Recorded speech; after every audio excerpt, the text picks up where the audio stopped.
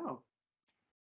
Hello, everyone. My name is Naomi Boyer, and I'm with Education Design Lab, and we are really excited to be here with you today to talk about our 21st century skills and how we go about both learning and validating those skills. I'm joined today by my colleagues, Jeff Lewis, who's our Client Success Manager for Visible, and we'll tell you about what that is in a little bit, and my colleague, Tara Laughlin, who leads our X Credit project. Both of these are really exciting opportunities, and we're excited to be with you. Now, I'll say I am the Executive Director of Digital Transformation at the lab, and what that means is I get to have so much fun every day.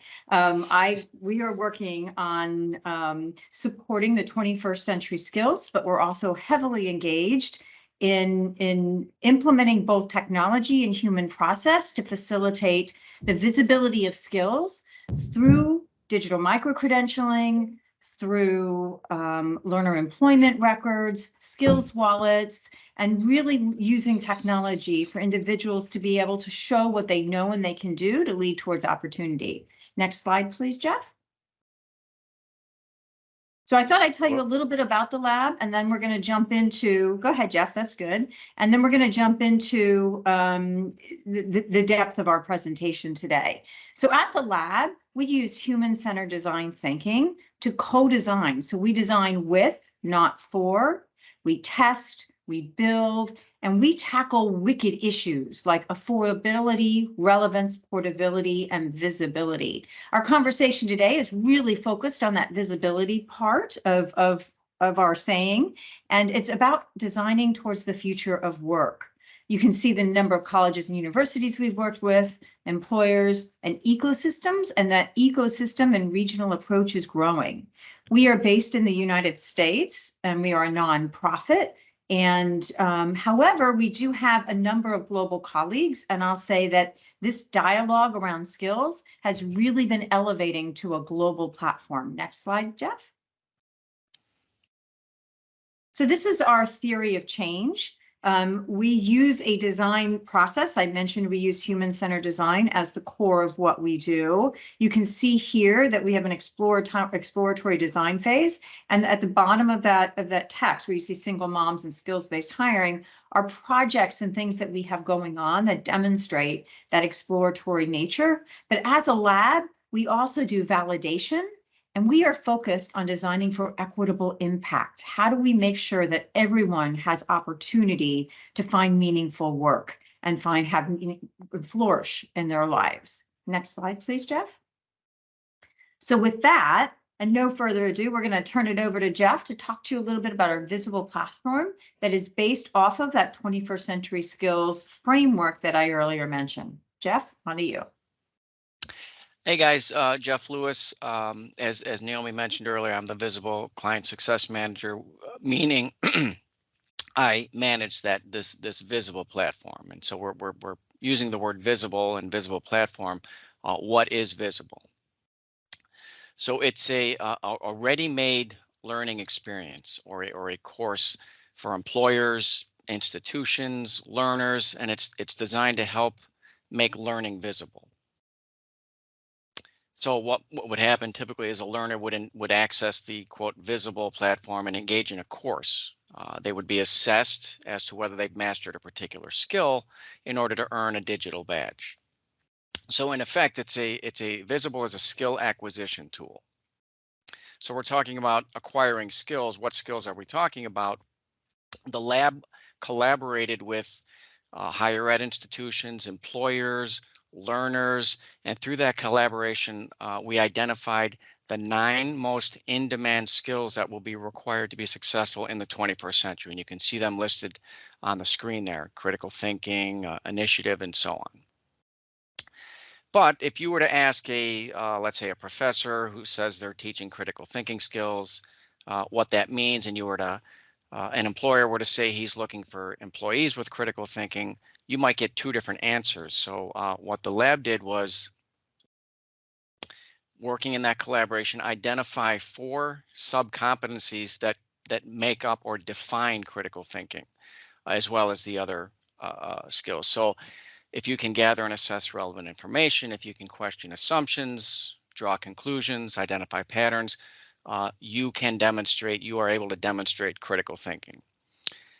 but we felt it was important to go a little bit more granular with that. What does gather and assess relevant information mean? So that subcompetency,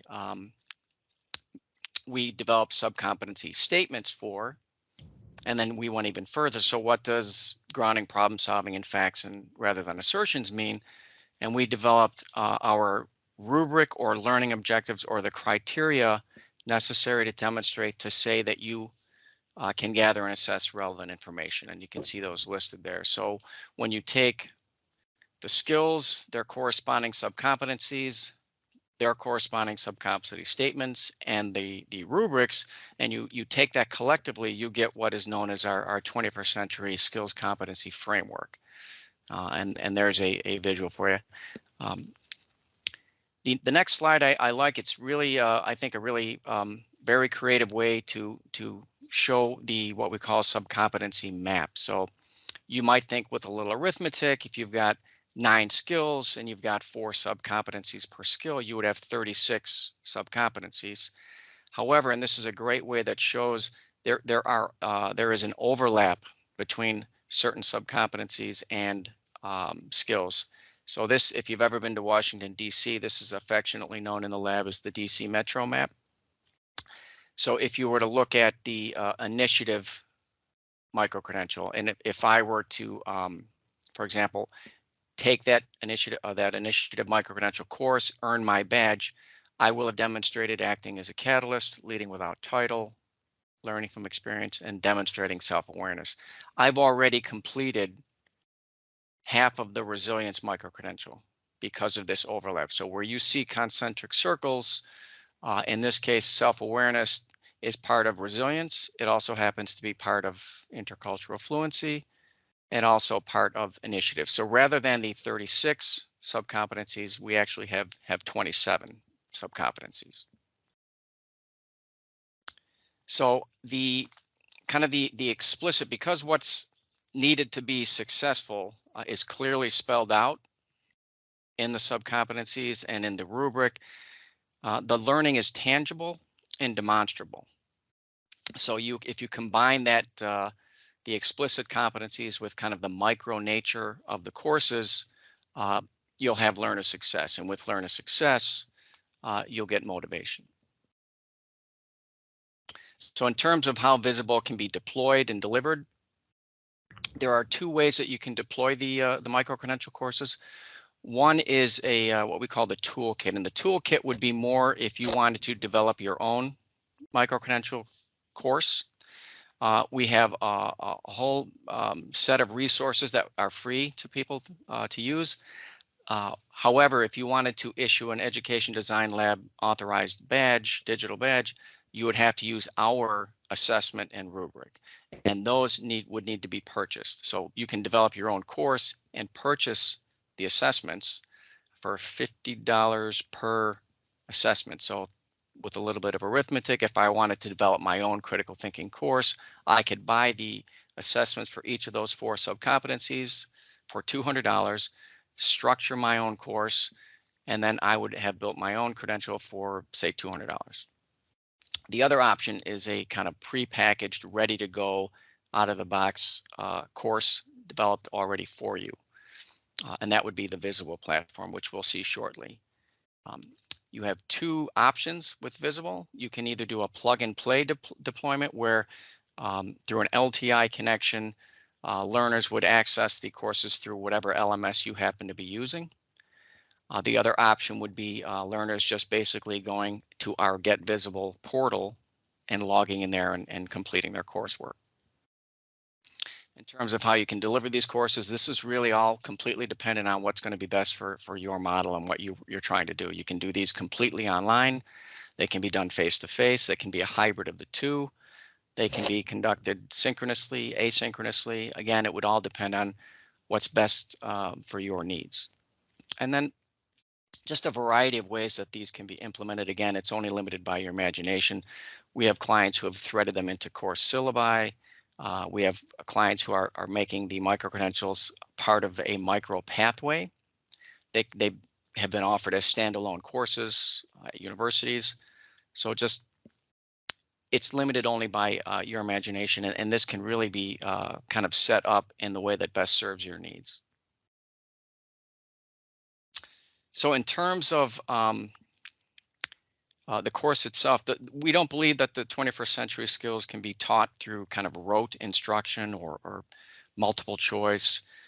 So the micro-credentials rest upon a particular structure or learning philosophy. All of the courses you'll see have this same sort of layout. You'll have your modules, which are in green, an introductory module, a concluding module, which is basically how do you earn the badge, or what can you do with your badge? And then there's going to be a separate module for each of the 4 sub-competencies.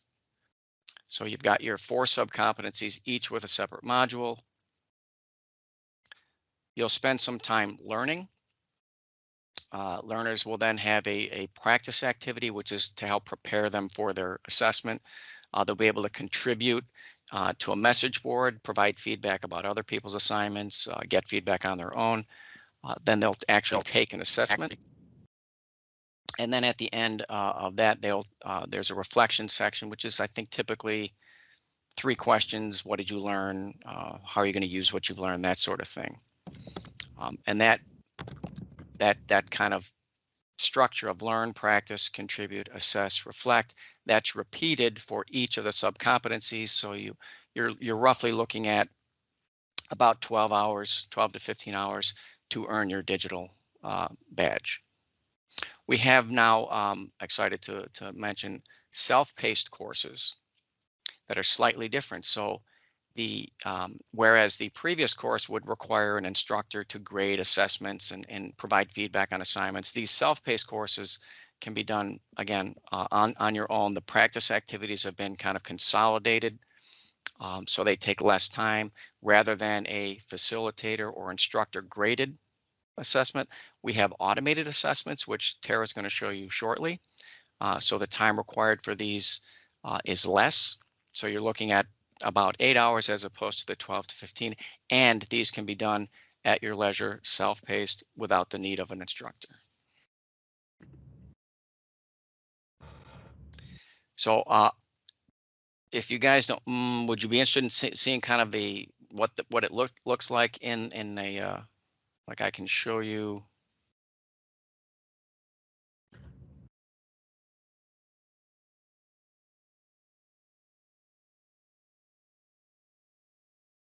So this is what the visible platform looks like, and you can see your modules. There's that introductory module, a separate module for each sub-competency, and then your kind of concluding module. And that structure, learners basically can click through, going from section to section. This is your introductory section. At the here's where you'll see that repetitive structure where you've got your learning. Here are the different rubric criteria or learning objectives. You'll notice that there's a learning section or playlist for each of those different learning objectives. And that's really just a curation of resources, YouTube videos, articles, things of that nature. Prior to that, there is a pre-assessment, which is a series of 10 questions. And if you score beyond a certain threshold, the system would recommend, okay, we don't think you need to read all these things. You can go right on to the practice. If you don't score above a certain threshold, the system will recommend spend some time learning and going through these different playlists. These are, by the way, editable. This is how it comes out of the box. If whomever's managing your course wanted to add a different article or replace something or remove something, all that is very easily done in the visible system. After they spend time learning, they will have a practice assignment. All of our practice assignments are kind of workplace-based scenarios. There is then a section where they would contribute to a message board. Then they would take their assessment. In this particular self-paced course example, this is an auto assessment. Then they would spend some time in reflection, answering a couple of questions, and then you would see that pattern repeat for each of the different sub-competencies. that's a very kind of crash course, high level overview. A couple of things before I pass it on to Tara. You'll notice if we look at the different sections, you'll see some have required check marks and some do not. This is a setting in the system. You can make certain things required, certain things optional, mix it up a little bit. You can make it so that they have to complete the courses sequentially in order, or you can make it so that they're able to skip around. What is in the system, as I mentioned before, it can be editable. If you wanted to modify slightly the practice scenario and maybe change the name of the business or kind of the text, that can be done. You cannot, because it's the kind of holy grail, change the rubric criteria or the assessment. You can change minor things like the name of it or the industry that's being referred to in the scenarios. So that, Tara, if you would like me to now pass it on to you. Before I go on, were there any questions, or would you like to wait until to the end? There was one in the chat, Jeff, that we could start with, and then yeah, I'd love to take questions actually on this component before we dive into the assessments. Okay. But I just did a quick response here of so we had a question, do the learners find the repetition too boring when completing the coursework? Which is absolutely a fair question. I think the core component there is the courses are structured around a learning philosophy with all of the components, based on the learning sciences that are necessary to make learning stick. So the structure repeats, right? There's learning materials, there's practice activities, there's always a reflection. So the structure does repeat, but what exists within that learning structure in terms of the content itself, the nature of the practice activities, the type of assessment, like all of that varies pretty significantly. And so I haven't heard any feedback related to the fact that folks find it to be repetitive or redundant, but Jeff and Naomi, I would, of course, welcome you to chime in on that as well. Yeah, to Tara's point, I coach football, and the session structure is the same. There's the warm up, there's this, there's that, but what's done in those, specifically in those different components of the session varies. So I think the repetition of the structure, I think, almost can be a source of comfort because you know what to expect, as opposed to being boring, because if it was the same content over and over again, definitely people are going to get bored. But I think because the content changes combined with the consistent structure, I don't think that there's boredom as much as there is, maybe, like I said, comfort with it or familiarity, let's say. I added a similar thought into chat, Jeff. Ah, okay. Anything else? So here's where we would pivot from learning to assessment, but I realized Jeff just showed you all a lot in a very short period of time. So yeah, I would just welcome this opportunity for any other questions about Visible, the assessments, the rubric criteria, the courses, any of those great things that Jeff just talked about.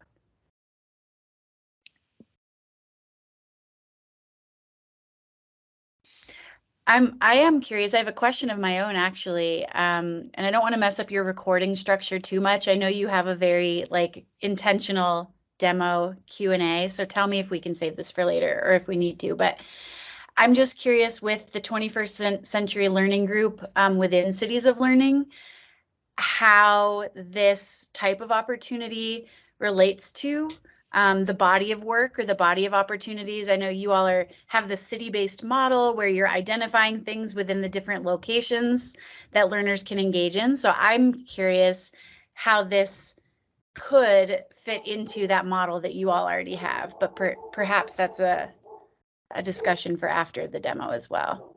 Yeah, let's save that till the end, Tara, because they are recording, and I think they want to have the content specific to the recording and then move into a dialogue section after that. Sounds good. Okay. Well, I will carry on then with the assessment component. So you've seen the Visible platform and the courses within there. And the really nice thing is that everything we do at the lab lives on top of this foundation of the 21st Century Skills framework that Jeff talked about at the very beginning. So we have our 9 micro-credentials, those, beautiful badge images that you saw. Underneath the 9 micro-credentials are the sub-competencies interconnected via the Metro map. Underneath the sub-competencies are the very specific and granular rubric criteria. That lives underneath the courses. The same lives under the assessments, which allows, that's best practice, right? That allows all of the pieces to be able to fit together really well. So my work is in leading the X Credit initiative that the lab is engaged in. And the idea behind X Credit is the X stands for experience, and credit we mean in the form of micro-credentials or labor market value as opposed to academic credit specifically. And the idea is that, and I think this will probably resonate given what you all do through Cities of Learning, people develop skills in all kinds of different venues through all kinds of different experiences, not just sitting within a classroom environment. And so whether that's life experience, work experience, military experience, parenting experience, we build skills, and especially these 21st century transferable skills can be developed in any context. So the idea behind X Credit really is, what if you didn't have to take a course to learn a skill that you already have? What if you just had an opportunity to demonstrate your mastery of that skill, jump right to the micro-credential, and begin leveraging that micro-credential as a signal for hire within your environment, within your local talent marketplace. And so the assessments that I'm about to show were developed through that context, right, as opportunities for individuals to show what they know. The nice thing is that they also happen to plug into the learning experiences that Jeff just shared. So they've got this kind of prior learning experience use case, but also can be a really nice component of the full end-to-end learning experience where you do go through the module and then you do take the assessment. So they exist well in both of those scenarios. Go ahead, Jeff. So the assessment approach that we've used, one of our core design criteria was scalability. And, I'm a firm believer. I'm a competency-based education advocate. I know Naomi and Jeff are as well. Firm believer in competency-based assessment, performance-based assessment, demonstrations of mastery. However, we also know that there are some side effects to that typically, which are that it can be really time-consuming to administer and to score. It can be really subjective based on the individual, like the facilitator or the instructor who is scoring those assessments. And it can also just be a really manual process.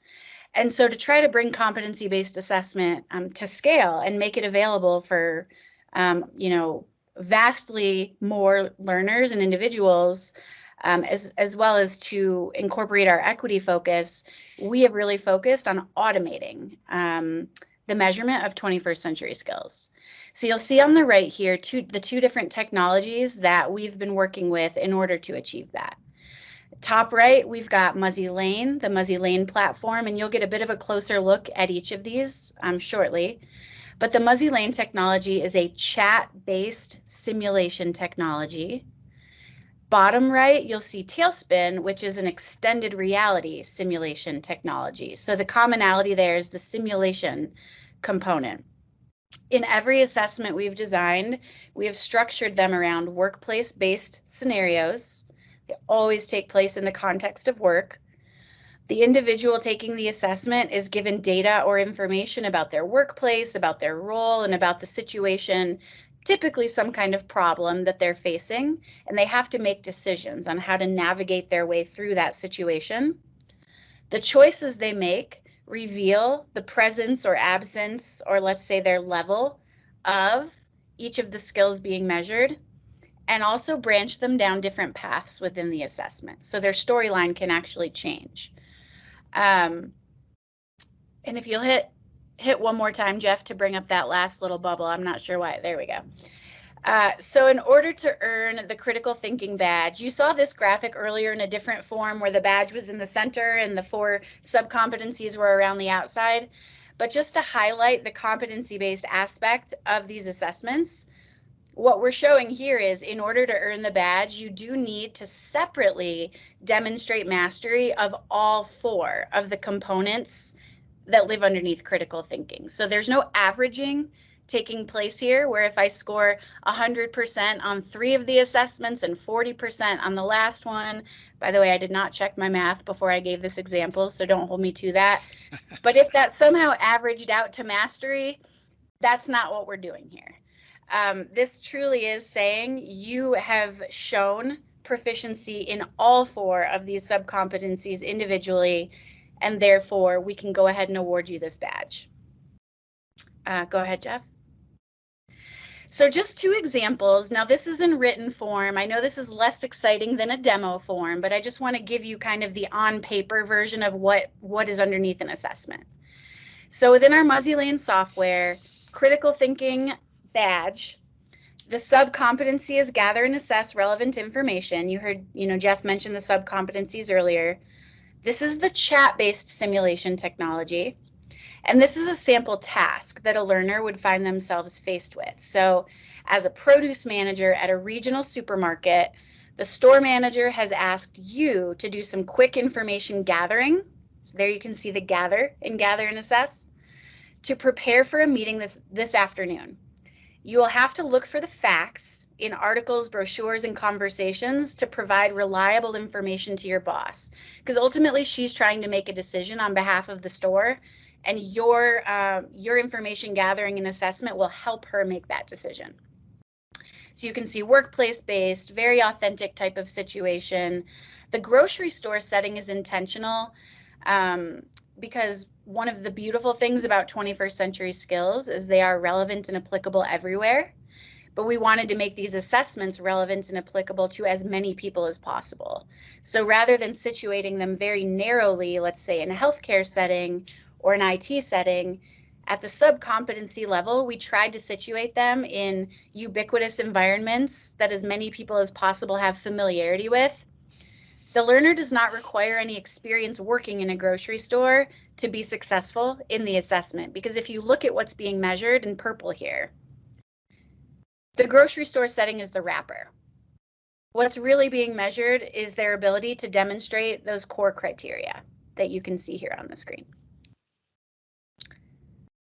So this is a video playthrough of one of our assessments. I think just for the sake of time, perhaps what we could do is send the link, or actually, Naomi and Jeff, you tell me, do we want to, like, I can pull it up in my browser, click through, we could sort of scroll through the video, just, they might want to see like glimpses of what the technology looks like, but I also don't think we have time for that. We're at time, Tara, so maybe go on to the next one, and then based upon the questions, we can pull something up if we need to, and we can send them the link that they can watch the videos.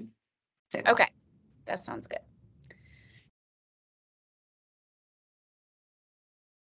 Oh, Tara, I think you just froze, at least for me. Me too. Oh, we may have lost Tara a second here. Well, I'll pick it up in the description and she can jump back in once she becomes unfrozen. She at least has a very pensive look about her at the moment. But so what Tara was about to tell you about was the second technology. So the exact same scenario concepts, the exact same criteria using a different technology. So the first technology was that simulation based, and this technology is more of an extended reality technology, meaning it can be done in Oculus or on desktop, but it's avatar based. Like the initial one, the scenario is very easy to understand by most individuals. It is at a hotel, a large hotel. And in this case, you're having to deal with catering issues. And so Dolores is the person you're talking to, and you're helping her solve and critically problem solve. But you got to identify concepts that will allow you to speak with clarity and precision. So Tara, while you had your little blip there, I just kind of went over the information that you were presenting on this slide. Jeff, we can probably go to the next one, and I'll hand it back to Tara. Thank you, Naomi. Welcome. Yep. So you can hear me, right? Yes, we can. Okay, wonderful. Yeah, so similar concept, similar structure, different technology. You can see here it looks very different. That's Dolores in the screenshot. And again, if it's relevant, we can show you more, a little bit of a, sneak peek of what the assessments really look like in a bit, but that's a visual image. You can click to the next slide, Jeff. One thing I do want to mention is that we've had a very robust assessment development process. We've worked through 4 stages of development: ideation, scripting, building, and testing. It's been agile. So there's been iterative feedback loops woven into each of those 4 stages, with feedback from different, subject matter experts and instructional designers, et cetera. The very last feedback loop, we've actually engaged in both an equity and bias review, working with an external consultant to review every assessment for issues of equity and bias, as well as leveraging the usertesting.com user testing platform to get these in the hands of real hiring managers and real job seekers. And so we've gathered copious amounts of data and feedback and actually made adjustments to the assessments based on that. Here you can just see a few high-level statistics that have emerged from that user testing in terms of authenticity, the value of the credential. Now that stat is from the job seeker perspective, and then the hiring signal stat, that is from the employer perspective. And so you can see employers, and I think this is true not just of Education Design Lab's micro-credentials, but of badging and credentialing and alternative credentials more broadly. Employers are trying to figure out how they feel about this, whether they decide it's trustworthy, if it's if the person is really going to have the skill that they say they have.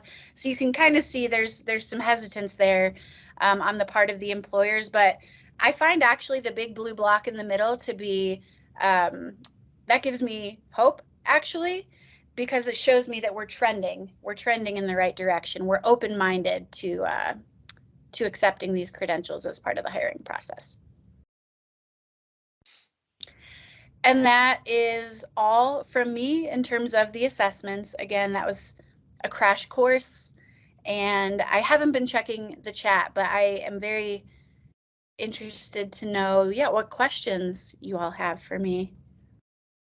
So there weren't any specific questions in chat, Tara, but there was, I was sharing with them that I thought the X credit component would be particularly of interest, aligned to the Cities of Learning. There is the possibility so that if they don't pass an assessment, that we could then recommend the learning modules that Jeff represented, which those particularly in the auto completion format of it, which would allow for that informal learning opportunity as well. So with that, I think we'll open it up to the group for dialogue. You can tell from the team that we're used to engaging throughout the conversation throughout. And so we're really interested to hear from you.